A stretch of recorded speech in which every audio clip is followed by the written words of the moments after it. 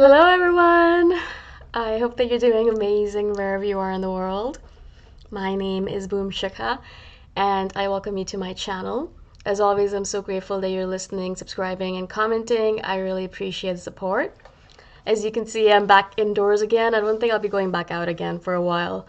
It is cold outside, and I don't think I want to do videos when I'm shivering through it. In this one, I wanted to speak to you about an interesting topic that I recently discovered while I was doing my journaling. And I realized that maybe I've spoken about this previously, but I wanted to speak about it again because it's such an important topic. Um, and it has something to do with maybe perfectionism partly, but a lot to do with having high standards for ourselves. And this can apply to INFJs, of course. A lot of INFJs are like that.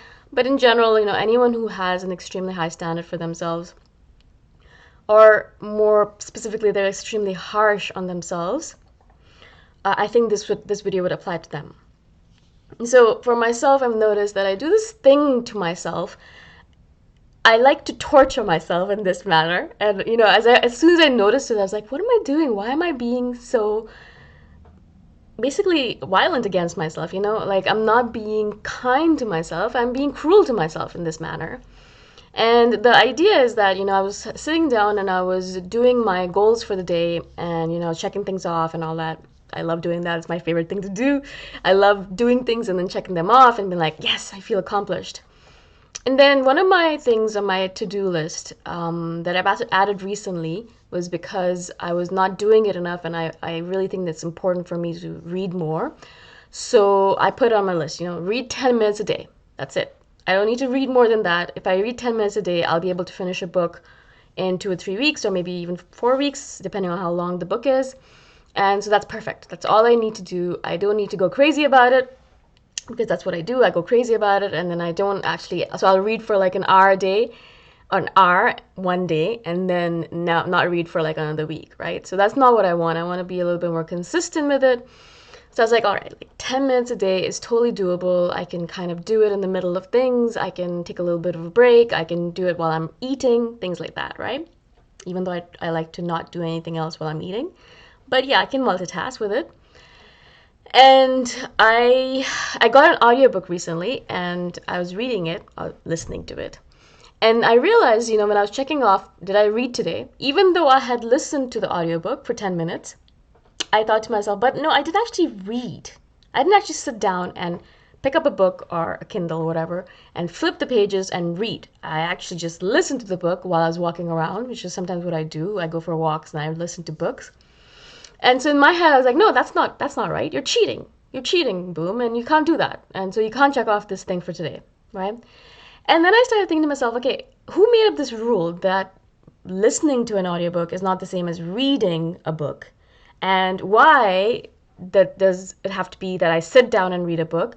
Why can't it just be that I check off my item because I heard a book or listened to an audiobook for 10 minutes or more, actually, because it was a longer walk.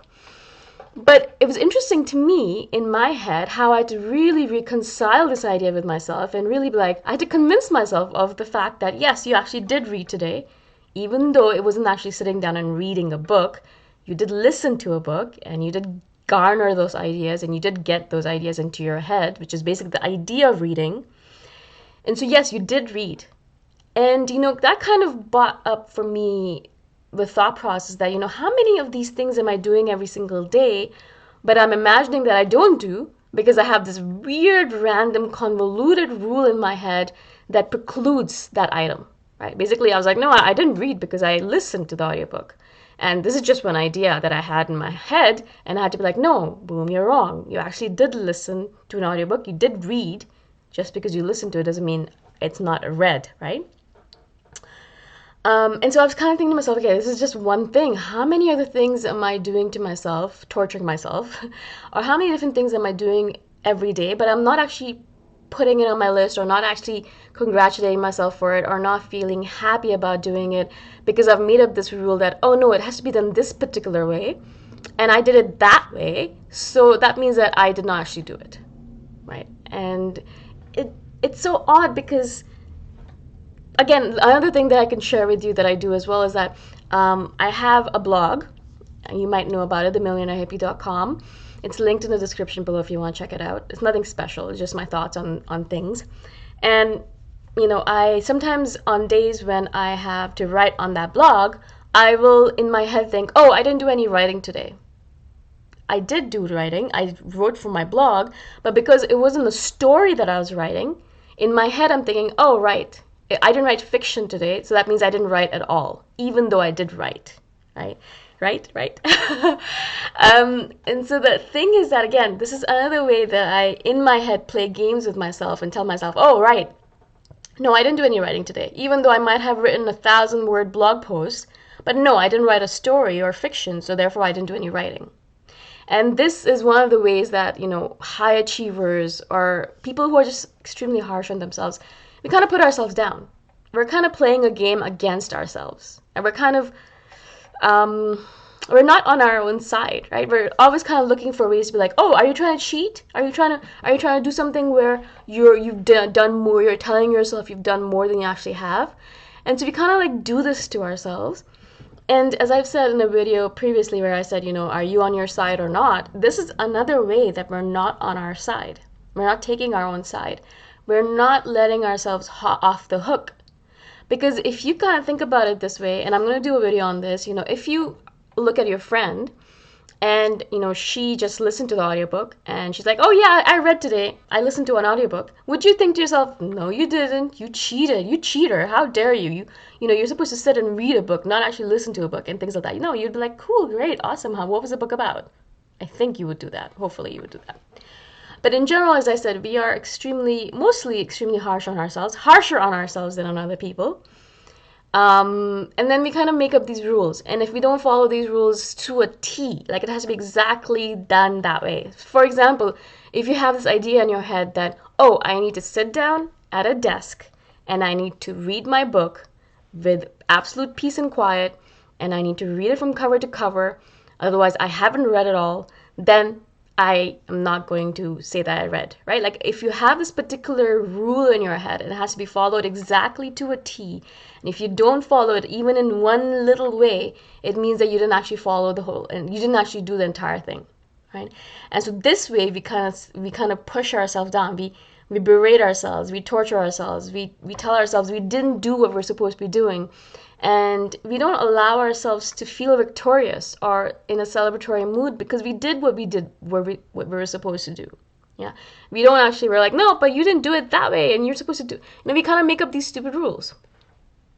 My sister right now is doing NaNoWriMo. If you don't know what that means, it's the National Novel Writing Month. So you write a novel of a 50,000-word novel by writing 1667 words every single day, right? And so, of course, my sister's doing it because, it's a good motivation for her to finish a novel, and, she likes it. She likes writing every single day, so it adds to her her joy of writing. But again, it's interesting because, again, she's very harsh on herself, much more so than me, much more critical of herself than me. And so she has this random rule in her head that she has to write every single day or it doesn't count. The whole NaNoWriMo doesn't count if she doesn't write every single day. It doesn't matter if she gets to the goal, which is 50,000 words at the end of the month. If she didn't write every single day, it means the whole NaNoWriMo thing was a complete sham. And so some days she will end up writing 3,000 words in a day because it's a holiday, it's a day off, and she has a time. And of course she works full time, so some other days she'll end up writing 1,000 words.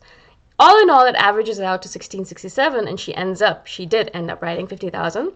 But in her head, she's like, well, I didn't really write every single day, and, like some days I wrote less, and I don't know if I really did a good job, and I don't know where the story is going, so maybe this NaNoWriMo was a complete fail.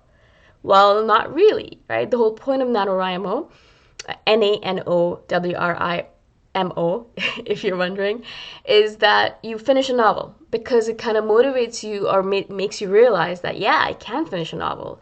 And that kind of motivates you to write even more. The point isn't to write a perfect novel. The point isn't to write every single day. The point is to finish a novel in 30 days. And so she did. But instead of celebrating and allowing herself that peace of mind or that joy of accomplishing something amazing, she berated herself. She's like, well, you know, I could have done this, I could have done this better, I didn't do that. And in general, this is what we do, right? We make up these rules in our head, and if we don't follow them to a complete perfection, then we're like, well, I didn't do anything at all, right? And then what happens is that it's a very good demotivator, because then you're like, well, I didn't really do that, so I guess I should just give up on the whole thing, right? And that's how people just give up on things very quickly, because they're like, well, I should have written every single day, but I didn't, so let me just give up on the whole thing, right? I'm not even actually doing it properly. Whereas what you should really be doing is saying, okay, cool, maybe I missed a couple of days, maybe I missed a week, that's okay. You know, I can restart now. Now is the time that I can be like, all right, I'm beginning my goal process now. And the last week was a little bit of a difficult week, so that's okay. And now I'm going to re-begin the whole process. But no, what people do is that they just completely give up on the whole thing. They're like, well, I'm no good. I'm a terrible person. I'm never going to accomplish anything. I don't know what I'm doing with myself. I should just give up on the whole situation. I'm a terrible human being. I don't want to know why I'm alive and all that stuff. You know what I'm saying? To be kind of like, instead of being like, all right, cool, yeah, I did what I could. I did the best I could. And actually I did it because my random rule in my head is false. And so I did finish it. And so great, awesome, good for me. Let me just keep on going. You know, instead of celebrating ourselves or congratulating ourselves, instead of being on our side, we're not. Right? And we're against ourselves in a way. So I wanted to share this with you because it was a revelation for me, at least. I was like, oh my gosh, really? Is this what I'm doing to myself? Wow. And so I wanted to share this with you so you can kind of realize that perhaps you are torturing yourself in these random, mundane ways as well. And maybe it's actually not just mundane, it's actually in bigger things as well that you're torturing yourself. Maybe in your relationship with people, or maybe in your job, or things that really matter to you. So I hope this makes sense. If you have questions about this, let me know, of course, and I shall do a follow-up video. Again, thank you so much for being on my channel, and I shall see you the next time around. Bye for now.